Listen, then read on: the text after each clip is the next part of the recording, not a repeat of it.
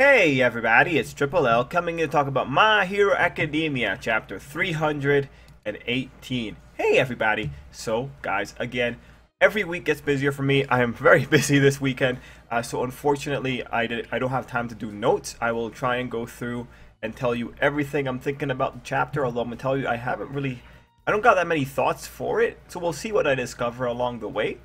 So yeah, thanks for being here. Just keep that in mind. If the quality of the video is not up to par for usual, it's because I don't have my notes here. That said, hope everyone's doing well.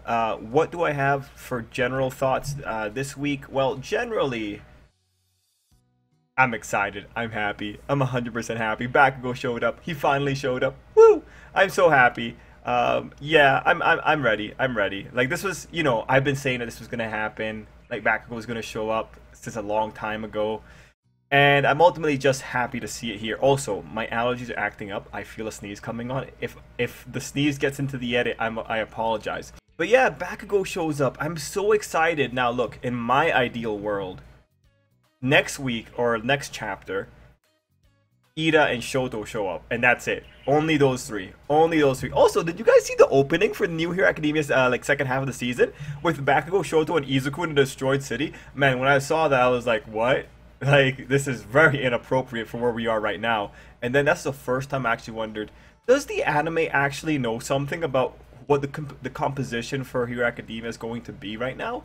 Because if they're drawing that, I'm just thinking like, so is it going to be the three of them out and about in the destroyed city? It's just really odd, right? But you gotta be careful because like it makes sense why they use Shoto and Bakugo because like they are the important ones for the current season. It might not be indicative of anything, and like Horikoshi loves drawing post-apocalyptic scenes in general. So because of that, I'm just curious. I'm just curious. If next week it turns out that it's just Shoto, that'll be interesting. But it shouldn't be just Shoto because Bakugo says guys plural, so we should assume more people are coming. That said, again, if it's Shoto and Ida, I'm going to be over the moon because that's going to just be a nice full circle. Now, also, if it look, whoever shows up here, if it turns out that Ochako is not with them, that's going to be hilarious. But I'm going to withhold my judgment for when we know for sure who's coming. As for what's going to happen there with Bakugo, like for this arc, I still think we have to talk to Stain. Until Stain has been talked to, from my perspective, I don't see the arc ending. Like, the author could always switch it up, nothing preventing that. But from that light, I don't think anything will go down until Stain's here.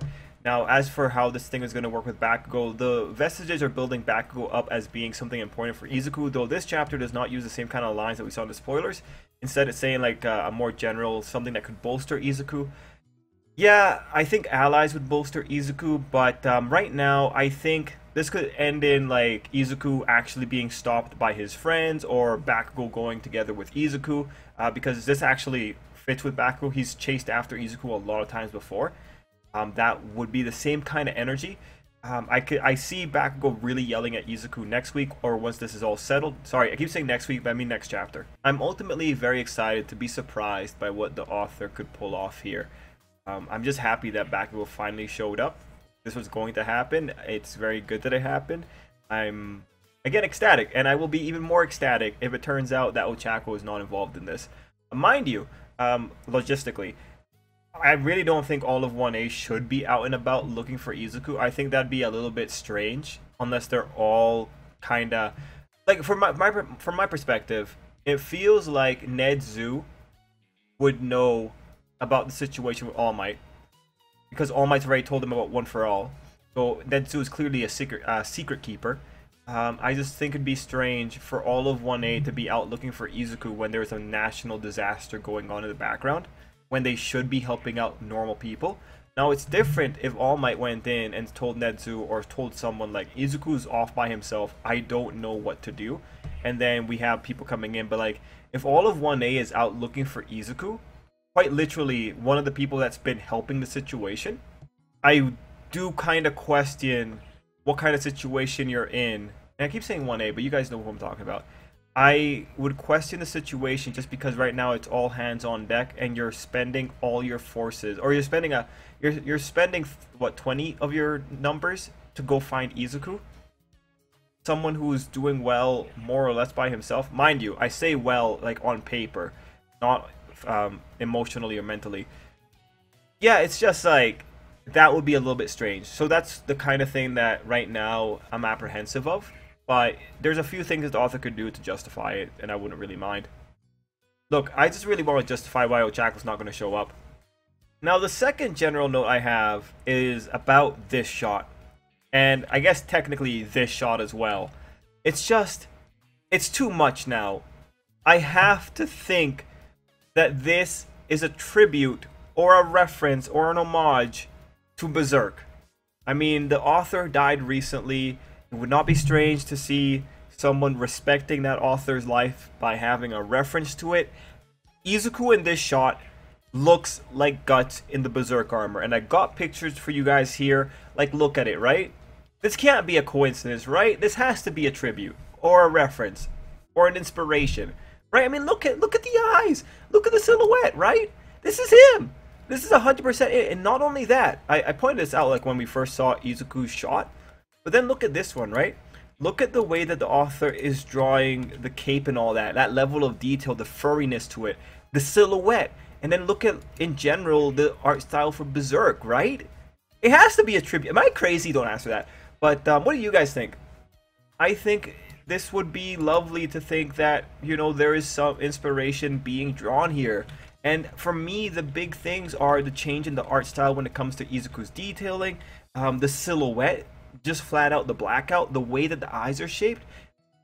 Everything here seems like a loving reference to Berserk. But yeah, you guys let me know what you think. Anyway, let's get into the page-by-page walkthrough proper. First page is a flashback. That's why it's got black panels, so keep that in mind. This is the one just telling us what's going on with Endeavor and how they're keeping in touch. It's good to know that Izuku has another cell phone. Now, the thing here that got a lot of people excited is that the foreign heroes, what we're getting here is that the day that they will show up will be decided soon. That information is useless. You want to know why?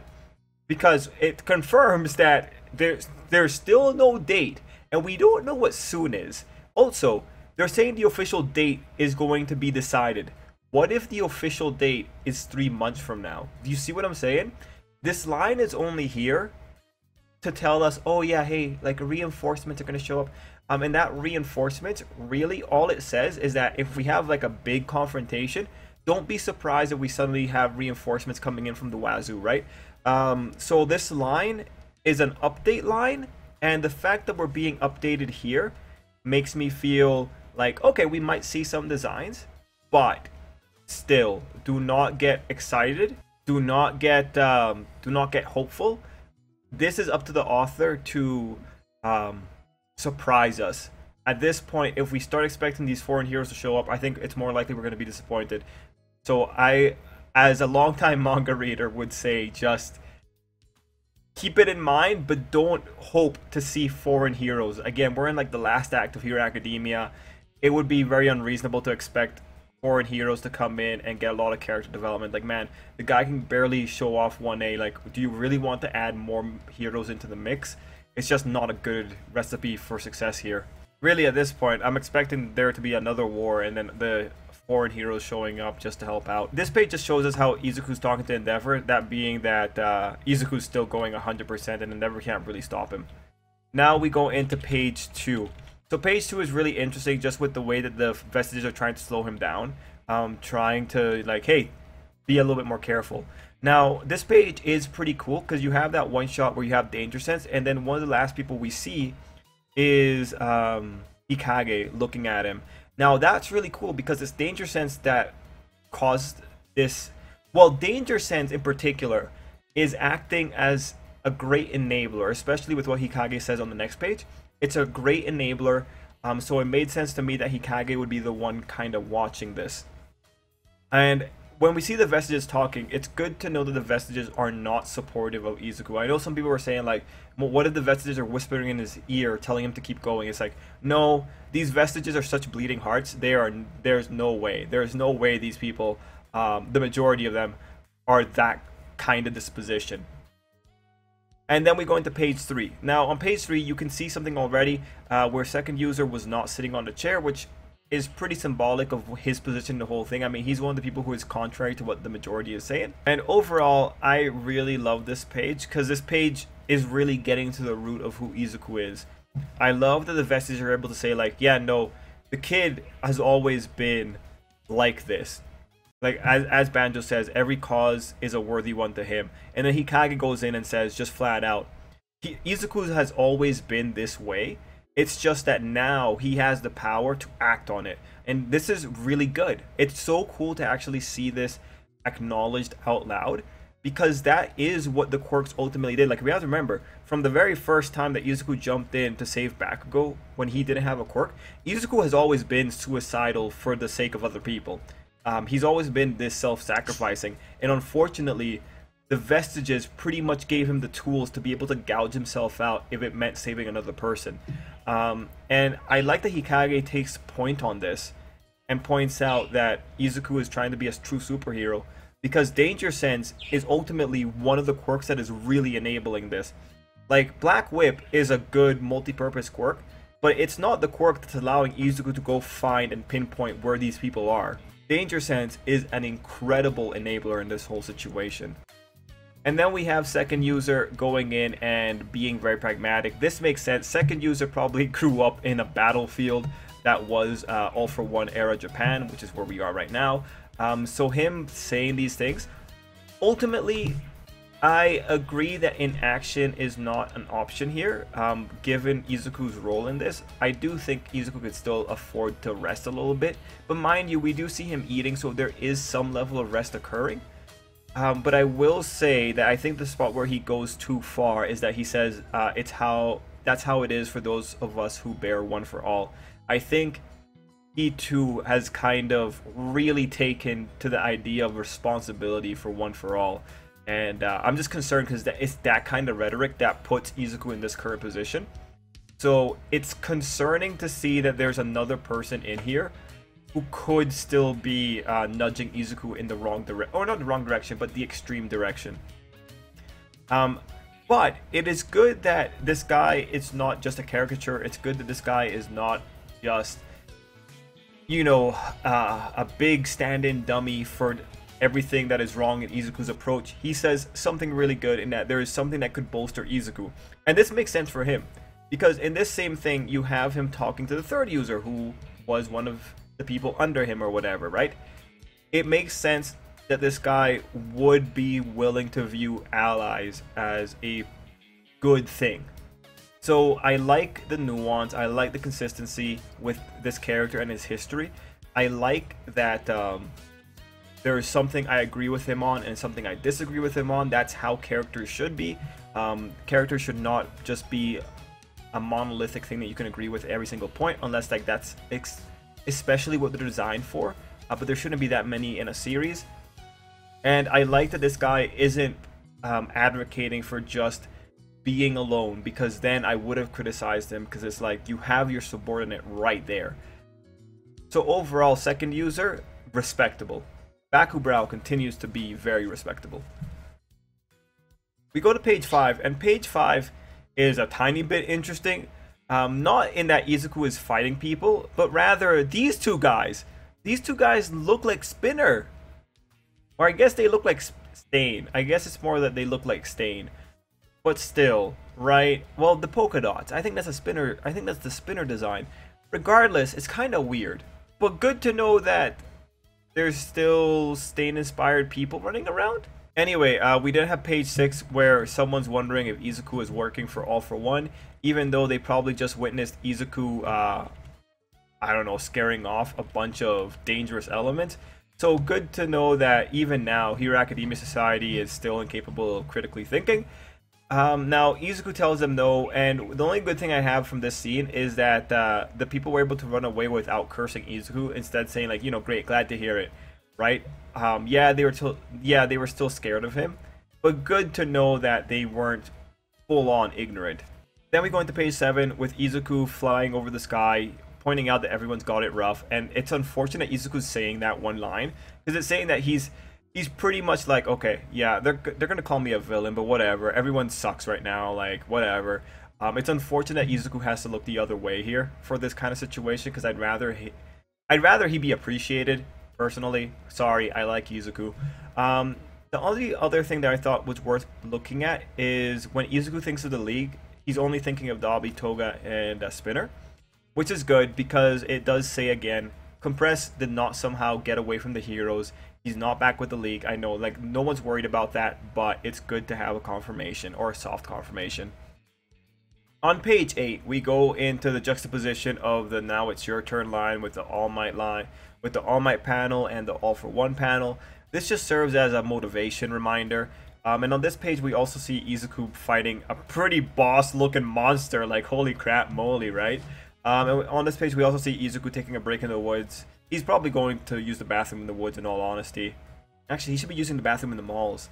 Anyway, in the woods, and then you also have him kind of eating there. And then we go into page 9, which is another motivation page. You have him remembering Gran Torino, All Might, Eri, Aizawa. This is just, again, saying, like, what Izuku is doing all this for. He's just going through, like, the list in his head. It's really cute to see Eri there as a little happy thing. And then we pretty much finish that up with Izuku thinking that he wants to smile together again, and he's thinking of his classmates when they're all smiling.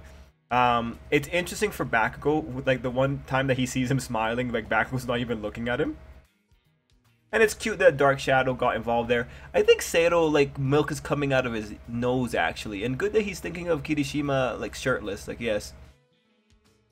And the way Mina laughs, I feel like I've seen that style drawn somewhere else. Ooh, there's another character that laughs the way Mina does. Who is it? Now, when I see the smile line, it really just reminds me of Hawks. Remember in chapter 246, Hawks was hoping that the next time the cherry blossoms fall, we'll all be smiling again, or we will all be smiling. So it was kind of cool to see the echo, and also looking at chapter 246, I remember how Hawks was saying that the villain's plans was never going to come true as long as the kids are around, and it's like, right now, it's still the pro heroes doing a lot of the work. It's just kind of funny how that works out. Anyway, nah, man. I want to see them all smiling again. I want them all to be in a happy place one more time. I kind of hope that they go back to dealing with low-level villains, you know, right? I'd rather be there. Anyway, on this page, there's something really critical. We see that Izuku's fatigue finally catches up with him, and he falls over. Interesting that Izuku fell in front of a villain. That makes it seem even worse. If he fell by himself, that would have been a little bit more like Izuku's weakness getting to him. But like if he's falling in front of a villain, like he's like, at this point, that's even a bigger statement of how tired he is. Anyway, we meet Dictator, and Dictator comes in saying that Izuku is a reckless rampage born of anxiety and impatience. I agree. Impatience for sure. I really love that the author pointed out the impatience line, because that's like a really good rhetoric for All for One. All for One has all the time in the world, and Izuku's in a mad rush to get to All for One, right? Like that fundamental dichotomy is ultimately going to hurt Izuku in the long run, because Izuku just can't play the game. So I like that that was pointed out. And then we have Dictator going on to say, to the point of exhaustion and ruin, yes indeed, you're just as he described you. So I like knowing that. I like knowing that All for One still has a really good grip on Izuku's personality. And All for One, knowing that he has a good grip on it, is probably still banking on Izuku being this kind of person. So overall, like, look, All for One has told Izuku so many things. He's given Izuku so many lessons, both in vestige form and in the original form, that it's just unfortunate that Izuku doesn't get the memo. Like, in any situation where your villain is able to call you out and describe you what you're doing, and if they're calling you, and if they're describing you to the point that someone else is saying that you're going to be going to the point of exhaustion and ruin, I think it might be worth saying, like, or, you know, questioning, hey, should I keep being what the villain describes me as being when it's negative descriptors? Like, hey, should I keep getting angry and going out of control when the villain has called me out for getting angry and going out of control? You know, it'd just be great if we would have that sequence of thought occurring with Izuku, but unfortunately, tunnel vision, we can't have it. But still, I kind of hope that this is going to be a wake-up call for Izuku, but it probably isn't going to be, because Izuku is like barely conscious for all of this. But we'll have to see how next chapter works out for this. Anyway, we find out from Dictator that if he takes in Izuku, he gets security. So what I assume is security means that no one's going to mess with him because All For One's going to protect him as a favor. We go into page 12 and Izuku's hoping that Dictator's going to be the one to tell him where All For One is. And I mean, that would be nice. I mean, this guy's hoping to take Izuku in, right? Then again, All For One probably has another dummy house that he tells Dictator to send Izuku to. Probably has another bomb in there too. Anyway, on the bottom of page 13, we see people running in to attack Izuku. Now, one thing to point out is that these are civilians, and it's also worth pointing out that these civilians are decked out. These are probably civilians that took matters into their own hands, so they're not like refugees. They're just flat out people trying to survive. And unfortunately, they got dealt the hand of reality and realized that, or were shown how weak they are in front of people who are actually really good at killing other people or messing with other people. So overall, I like this panel. I liked how they were saying that they couldn't control their bodies. If you look at Dictator, you can also notice that there's threads coming off of him. So he probably controls people through the threads when they connect somehow. Overall, pretty cool little power. Page 13 is the exposition, which I really appreciated. We find out that Crust caught him 5 years ago. We find out the quirk is called Despot, and we find out the conditions to break it. Izuku takes into consideration the whole thing. He wonders whether he can use Air Force or Black Whip. So he's thinking through that. We see them all rush him, and they're all being very apologetic. The one that got me in terms of the populace talking to Izuku, it was when they were saying that they were not trying to hurt him. So that one just got me. That was really well done, I think. Now we see Izuku dealing with it. In this panel, originally in the spoilers, it was described kind of differently, as if Izuku gave up. But I don't see Izuku giving up here. I just see Izuku's trying to think of a strategy. He doesn't really care what they're going to do to him because, well, he's Izuku. He can take the hits.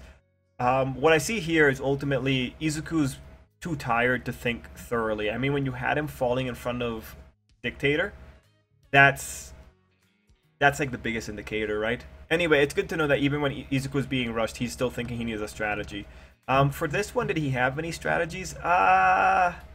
I think if he used like maybe a lot of Black Whip and launched himself into the air, the other way to go about it would have been to just jump into the air immediately before they made contact with him. But it's hard to tell with Izuku's condition being so compromised. Next up, we have Bakugo showing up and doing AP shot. He nails the direct hit on Dictator. Hopefully it knocks him out. I mean, not many people could stay up after Bakugo knocks them in the head. And we find out that... and Bakugo's here. He's calling in reinforcements. He has a phone in his hand. Izuku looks at him.